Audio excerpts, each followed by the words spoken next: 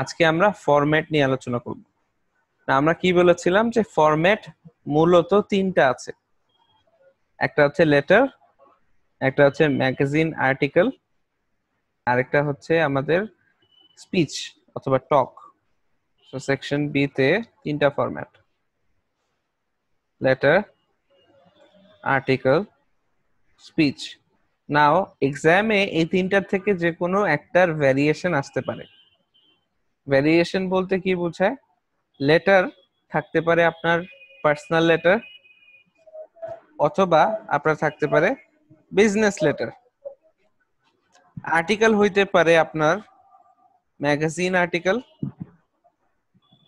Newspaper article, website contribution, etcetera. বুঝা গেছে? Speech আপনাদের স্পিচ বলতে পারে, অথবা টক বলতে পারে, অথবা স্ক্রিপ্ট অফ আ স্পিচ বলতে পারে, এক্সেট্রা। সো আমরা আজকে যেটা করব, আমরা এই যে এই তিনটা যে মেইন ফরম্যাটস আছে, এই ফরম্যাটস গুলা কিভাবে লিখতে হয় এই জিনিসটা আমরা দেখব। ওকে, তো আমরা শুরু করি first of all personal letter দিয়ে। একটা পার্সোনাল লেটার লেখার ফরম্যাটটা কি? ফরম্যাট হচ্ছে টপ রাইট হ্যান্ড সাইডে আপনি কি লিখবেন? সেন্ডারস অ্যাড্রেস, লেটার যে পাঠাচ্ছে তার অ্যাড্রেস। ওর পরে একটা লাইন গ্যাপ দিবেন। গ্যাপ দেওয়ার পরে আপনি ডেট লিখবেন, যে ডেটে আপনি লেটারটা সেন্ড করতেছেন ওই ডেটটা লিখবেন। এখন এই ডেটটা আপনি কিভাবে লিখবেন এটা কোনো ফরম্যাট স্পেসিফিক না। আপনি এই যে নাম্বার দিয়ে লিখতে পারেন, আপনি 10th অক্টোবর 2017 লিখতে পারেন, আপনার ইচ্ছা। ওর পরে আরেক লাইন গ্যাপ দিয়ে লেফট সাইড থেকে শুরু করবেন। কি দিয়ে শুরু করবেন? ডিয়ার। ডিয়ারের পর কি বসবে?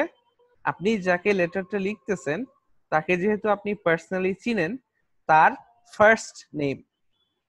এখানে কি? First name. তো যদি একজনের নাম থাকে রতন কুমার বিশ্বাস, তার ফার্স্ট নেম কোনটা? রতন। অথবা আমরা বাংলাদেশে তো ফার্স্ট নেম ইউজ করে না ইউজুয়ালি, বাংলাদেশে ইউজ করে হচ্ছে ডাকনাম। বাইরের দেশে যেটা করে সেটা হচ্ছে যদি পরিচয় ভালো থাকে তাহলে আপনি মানুষকে তার ফার্স্ট নেম দিয়ে ডাকেন। ফর এক্সাম্পল, একজনের নাম যদি থাকে জেমস স্টুয়ার্ট, তাহলে আপনি যদি তাকে চিনেন আপনি কিভাবে ডাকবেন? তাকে জেমস। যদি না চিনেন তাহলে কি ডাকবেন? Mister Stuart. মিস্টার জেমস কখনোই হয় না। মিস্টারের সাথে সবসময় লাস্ট নেম হয় অথবা ফুল নেম হয়, আইদার মিস্টার জেমস স্টুয়ার্ট অথবা মিস্টার স্টুয়ার্ট। মিস্টার জেমস কখনোই হয় না। So dear Ratan, dear first name. ওর পরে আপনি কি করবেন? ইন্ডেন্টেশন করে আপনার ইন্ট্রোডাক্টরি প্যারাগ্রাফ লিখবেন। ওর পরে আরেকটা প্যারাগ্রাফে বডি প্যারাগ্রাফ 1, আরেকটা প্যারাগ্রাফে বডি প্যারাগ্রাফ 2, আরেকটা প্যারাগ্রাফে বডি প্যারাগ্রাফ 3। সো আপনার বডিতে কয়টা প্যারাগ্রাফ থাকবে? 3টা প্যারাগ্রাফ, মিনিমাম 3টা থাকতে হবে। এটা হলো মিনিমাম, এর বেশিও থাকতে পারে, আপনার ইচ্ছা। ওর পরে কি থাকবে? আপনার কনক্লুশন প্যারাগ্রাফ থাকবে। সো এখানে মেইন ইম্পর্টেন্ট জিনিস যেটা, সেটা হচ্ছে আপনার introductory paragraph and concluding paragraph. এখনের জন্য বডি প্যারাগ্রাফ কিভাবে লিখতে হয় এটা আমরা নেক্সট ক্লাসে দেখব। ইন্ট্রোডাক্টরি প্যারাগ্রাফ এখন দেখেন, আপনি যখন একটা পরিচিত মানুষকে লেটার লিখতেছেন তখন আপনার রেজিস্টারটা কি? সেমি ফর্মালে কি আপনি বেশি কথা বলতে পারবেন না কম কথা বলতে হবে আপনাকে? ইন্ট্রোডাকশন এমন হবে যে সেমি ফর্মাল টোনটা যাতে বোঝা যায়, রেজিস্টারটা যাতে বোঝা যায়। সো আপনি লিখবেন যে it has been long since we last talked, অথবা it has been long since we last wrote to each other. ঠিক আছে?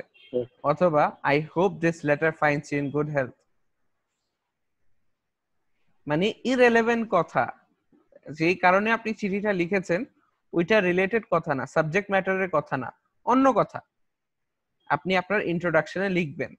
ওর পরে আপনি কি লিখবেন? আপনি বলবেন আপনার পারপাসটা কি, কেন লেটারটা লিখতেছেন। সো ফর এক্সাম্পল, আপনার পারপাস যদি থাকে যে you are writing to inform him about what to do when he visits abroad, তখন আপনি লিখবেন যে I heard that you are going abroad, or I am writing this letter to inform you about what to do and what not to do. আপনার ইন্ট্রোডাকশনে কয়টা line থাকবে বা কয়টা sentence থাকবে? মিনিমাম দুইটা। ফার্স্ট সেটটা কি? ফার্স্ট সেটটা হচ্ছে কেমন আছো, সেকেন্ডটা হচ্ছে আপনার পারপাস, কেন লিখতেছেন আপনি লেটারটা। এখন চলে আসুন কনক্লুশনে কি লিখবেন। আপনি যদি এই সুন্দর করে আপনার ইনফরমেশন তাকে দিচ্ছেন, তো আপনি কি আশা করবেন যে এই ইনফরমেশনটা দিয়ে সে উপকৃত হবে? সেমি ফর্মাল রেজিস্টার যেহেতু, আশা করি আমার কথা শুনে তোমার ভালো লেগেছে, অথবা আশা করি আমার কথা দ্বারা তুমি উপকৃত হয়েছো। I hope that you have been benefited by my letter. Write to me soon. So এখানেও আমি কি করতে পারি, দুইটা লাইনে শেষ করতে পারি যে আমি আশা করি তুমি আমার কথা দ্বারা বেনিফিটেড হইছো, তাড়াতাড়ি লিখো। ঠিক আছে, ওর পরে কি হবে? উইথ লাভ, অথবা yours, অথবা yours truly, আপনার ফার্স্ট নেম, লেটার শেষ। না, এই যে লেটারের যে শুরুর পার্টটা ডিয়ার রতন, এটাকে বলা হয় স্যালিউটেশন। লেটারের যে এই লাস্ট পার্টটা আছে এটাকে বলা হয় ভ্যালেডিকশন। বাকি হচ্ছে আপনার যে রেজিস্টারটা আছে ওইটা ঠিক মতো ইউজ করতে হবে। যেহেতু এটা সেমি ফর্মাল, সো আপনার ওই 9টা পয়েন্ট মাথায় রেখে লিখতে হবে। Use contractions, use you, use emotive language, use chatty language.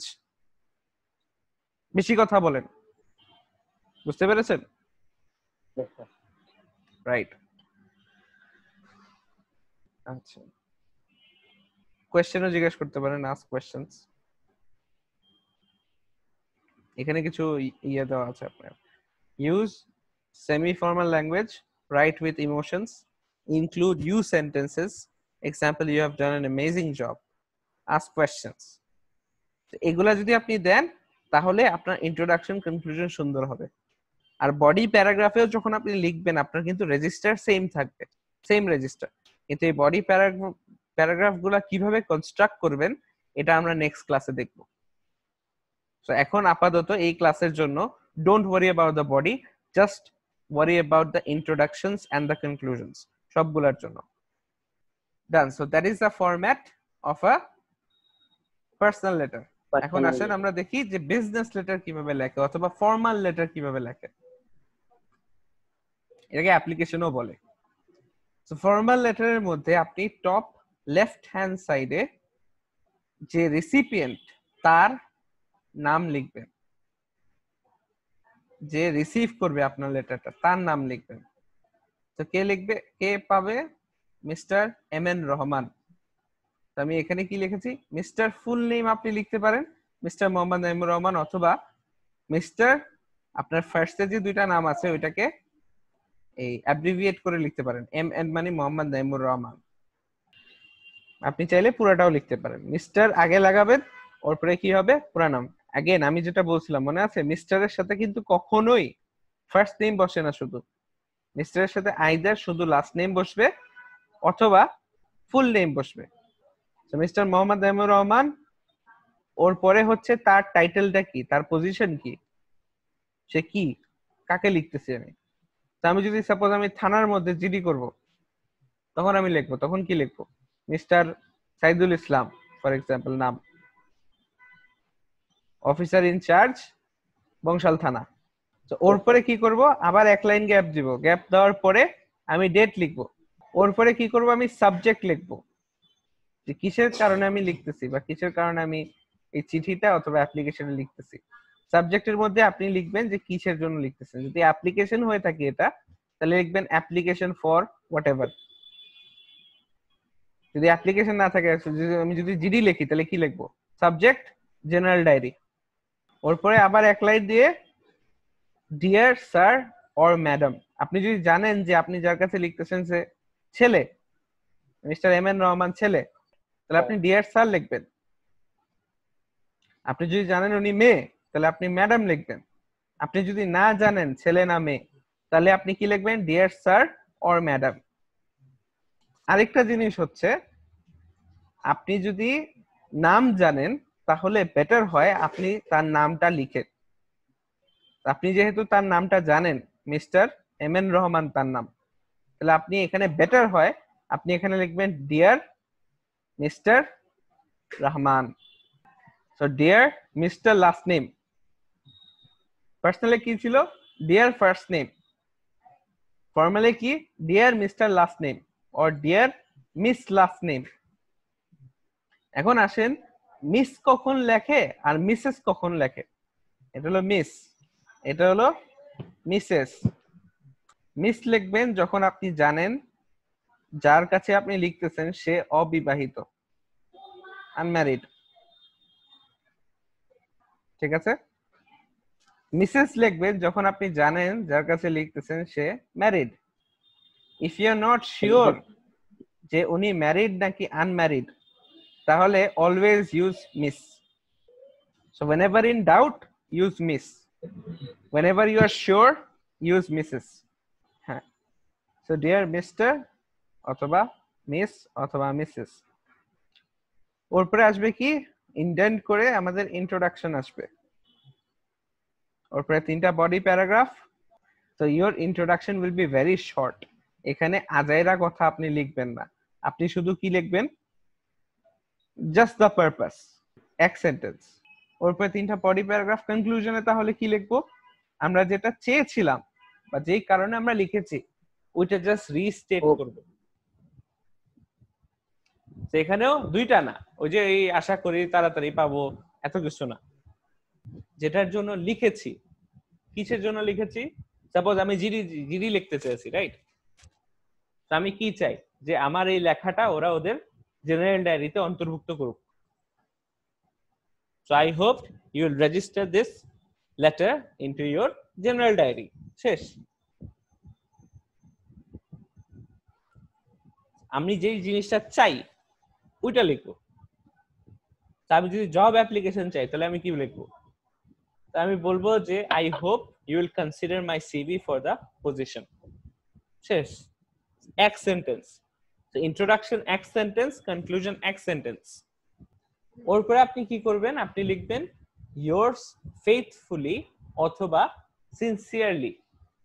এখন কখন faithfully লিখবেন আর কখন sincerely লিখবেন, it depends upon what আপনি স্যালুটেশনে কি করেছেন ওটার উপর ডিপেন্ড করে।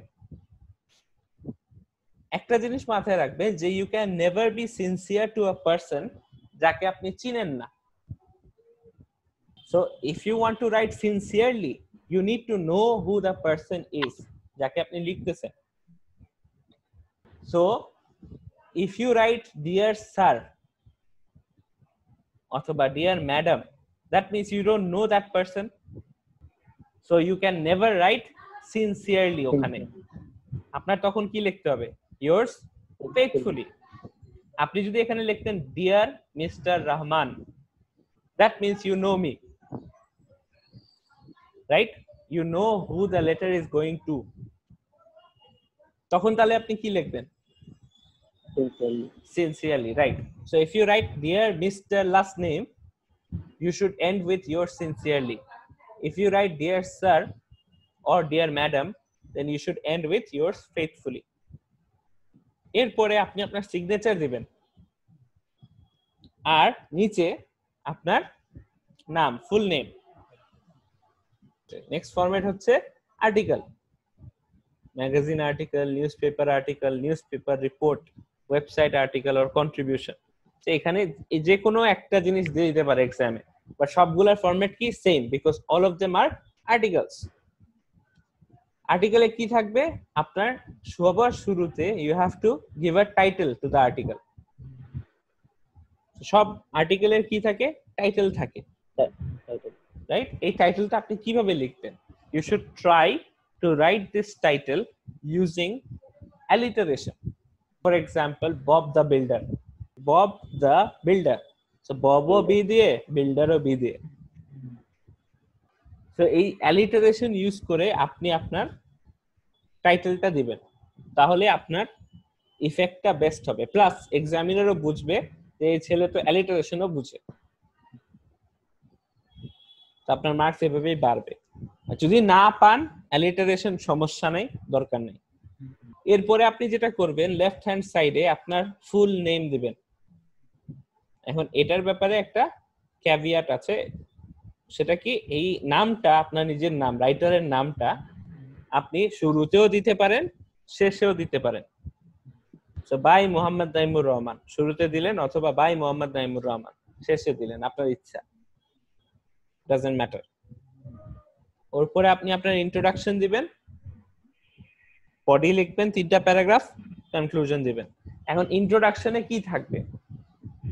ইন্ট্রোডাকশনের মধ্যে এখানে একটু ডিফারেন্ট কিভাবে? ফার্স্ট যে সেন্টেন্সটা আপনার থাকবে, that needs to be a hook. Hook হচ্ছে মাছের কাঁটা। ফর এক্সাম্পল, এমন একটা শকিং স্টেটমেন্ট করা যে সবার নজর চলে আসবে আপনার লেটারের উপরে, ও চাবে নেক্সট সেন্টেন্সটা পড়তে। যেমন আজকে আমি একটা পোস্ট দিয়েছি, did you know that over 40% of all candidates fail their first attempt?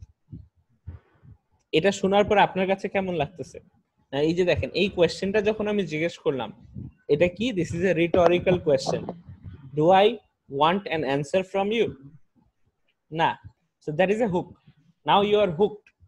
You will read the next sentence. So আপনার ওই হুক দিয়ে আপনার স্টার্ট করতে হবে, এমন একটা জিনিস দিয়ে যেটা will attract the attention of your reader. Second sentence আপনার কি থাকবে? সেকেন্ড সেন্টেন্স থাকবে আপনার পারপাস। কেন লিখতেছেন? Why are you writing this article? So for example, ওই যে আমি বললাম যে did you know that over 30% of people fail? এটা হলো আমার হুক। ওর পরের সেন্টেন্স আমি লিখলাম আমার purpose. So this article will teach you how not to fail. পারপাসের পরে থার্ড একটা সেন্টেন্স লিখতে হবে, সেটা হচ্ছে the outline. You will outline your essay অথবা your article. আপনি যে বিষয়ে কথা বলবেন ওই বিষয়টা আপনি আউটলাইন করে বলে দিবেন।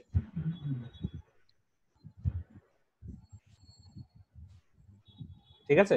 সো 3টা পয়েন্ট নিয়ে আমাদের কথা বলতে হয় সেকশন বি তে, বডিতে। সো ওই 3টা পয়েন্ট আপনি শর্টকাটে বলে দিবেন। তো এটা আরো ডিটেইলে কিভাবে করতে হয় এটা আমরা নেক্সট ক্লাসে দেখব। বাট আপাতত এটা মাথায় রাখেন যে আর্টিকেলের ইন্ট্রোডাকশনে কয়টা পার্ট? 3টা part. First sentence hook, second sentence purpose, third sentence outline. তো that is your introduction. Body গেল, কনক্লুশনে আসেন। কনক্লুশনে কি থাকবে? কনক্লুশনে মিনিমাম 2টা জিনিস লাগবে। কনক্লুশনে মিনিমাম 2টা জিনিস লাগবে। কি কি? ফার্স্ট অফ অল হচ্ছে রিস্টেটমেন্ট, আরেকটা হচ্ছে future statement. Restatement of your thesis. Restatement of your thesis মানে হচ্ছে আপনি শুরুতে যে পারপাসটা বলেছিলেন, রিস্টেটমেন্ট অফ পারপাস লিখে দেখেন, আপনি শুরুতে যে পারপাসটা বলেছিলেন ওই পারপাসের ব্যাপারে একটা স্টেটমেন্ট লিখবেন আপনি, আর ফাইনালি একটা ফিউচার স্টেটমেন্ট লিখবেন। সো পারপাসের ব্যাপারে স্টেটমেন্ট কিভাবে লিখবো? সো আমি আর্টিকেলটা লিখতেছিলাম কিসের জন্য? যে আপনারা যাতে ফেল না করেন, রাইট? তো আমি শেষে যে কি বলবো? আশা করি আমার আর্টিকেল পড়ে আপনারা ফেল করবেন না, বা আপনি বলবেন আমি আশা করি যে আমি আমার পারপাসটা ফুলফিল করতে পেরেছি। এখন আসেন আমরা লাস্ট আমাদের যে ফরম্যাট আছে স্পিচ অথবা টক, ওটা নিয়ে কথা বলি। স্পিচ আর টকের মধ্যে কি করব? there is no title. আপনি শুরু করবেন ইন্ট্রোডাকশন দিয়ে। ইন্ট্রোডাকশনে কি কি থাকবে? ইন্ট্রোডাকশনে 3টা জিনিস থাকবে। ফার্স্ট জিনিস হচ্ছে greeting, ladies and gentleman good morning, এটা হচ্ছে আমাদের গ্রিটিং গেল। ওর পরে কি করবেন? ওর পরে আপনি বলবেন যে আপনার নামটা কি, this is Mohammad Naimur Rahman, and আপনি আপনার পারপাসটা বলবেন, and today I am going to talk to you about housing. Housing কি টপিক, যে টপিকটা আছে ওই টপিকটা, আমি কেন কথা বলতে আসছি এই ব্যাপারে কথা বলতে আসছি। সো আপনার পারপাসটা আপনি বলবেন। So you are giving a talk, you are giving a speech about what, ওটা আপনি বলবেন। So you talk to them about the topic. ওর পরে আপনি কি করবেন? আপনি চাইলে আপনার যে টপিকটা আছে ওটাকে ইন্ট্রোডিউস করবেন। ওর পরে আপনি আপনার বডিতে 3টা প্যারাগ্রাফ লিখবেন, যেটা আমরা নেক্সট ক্লাসে শিখবো কিভাবে লিখতে হবে। ওর পরে আপনি আপনার কনক্লুশন দিবেন। কনক্লুশনের মধ্যে আপনি কি করবেন, আপনি আবার দুইটা জিনিস থাকবে কনক্লুশন 3 পার্টের। দুইটা জিনিস কি, আর্টিকেলে যেটা করেছেন ওইটাই থাকবে। আর্টিকেলে কি করেছেন, আর্টিকেলে কি করেছিলেন, রিস্টেটমেন্ট আর ফিউচার স্টেটমেন্ট, ওই দুইটা জিনিস এখানে থাকবে। প্লাস আরেকটা জিনিস কি থাকবে, ভ্যালিডিকশন। কি ভ্যালিডিকশন, thanks for listening, have a nice day, অথবা জাস্ট থ্যাঙ্কস ফর লিসেনিং। না অবভিয়াসলি দেখেন রিটেন ইংলিশ আর স্পোকেন ইংলিশ একটু ডিফারেন্ট না? সো আপনি যখন আর্টিকেল লিখতেছেন তখন আপনার ইংলিশটা একটু রিটেন ইংলিশের মতো হবে, আর আপনি যখন স্পিচ দিতেছেন আপনার একটু কথা বলার মতো হবে। এই যে সিম্পল ডিফারেন্সটা, এটা কিন্তু আমাদের স্পিচের মধ্যে দেখাইতে হবে যে আমরা এটা বুঝি যে কথা বলার সময় কিছু কিছু জিনিস অন্যভাবেও বলা যায়। এই জিনিসটা একটু মাথায় রাখতে হবে স্পিচের মধ্যে, না থাকলে কিন্তু দেখেন আর্টিকেলের মতোই কিন্তু স্পিচ। আচ্ছা, সেখানেও you need to sound logical, include I we statements. তো যখন আমরা উই বলি না, সাপোজ আমি আপনাকে বলতেছি যে আমাদের এটা করতে হবে, তখন কিন্তু আপনিও এঙ্গেজ হয়ে যাবেন, আপনার মধ্যেও এনার্জি চলে আসে। আমাদের করতে হবে মানে আমি আপনি একসাথে, উই আর এ টিম। আমি যখন বলি আমার এটা দরকার, তাহলে এটা কেমন লাগে? আমি যখন বলি আমাদের দরকার, তখন that makes a difference. So আপনি আপনার স্পিচের মধ্যে উই ইউজ করবেন বেশি, আর্টিকেলে যেমন ইউ ইউজ করবেন বেশি, স্পিচের মধ্যেও ইউ ইউজ করবেন, বাট আই এন্ড উইও ইউজ করবেন। আচ্ছা, যেমন we need to act together against the threats of climate change. Rhetorical question must জিজ্ঞাসা করবেন, because speech কি, speech is a two-way thing. আপনার অডিয়েন্স আপনার সামনে বসে আছে, so you communicate with them, so you need to engage them again and again. তো আপনি কোয়েশ্চেন জিজ্ঞেস করবেন বারবার। সো আপনারা প্লিজ এই ফরম্যাট গুলা ভালো মতো পড়ে দেখে নেবেন। তো আজকে আমরা এতটুকুই রাখছি, নেক্সট ক্লাসে দেখা হবে ইনশাআল্লাহ। সেফ থাকেন।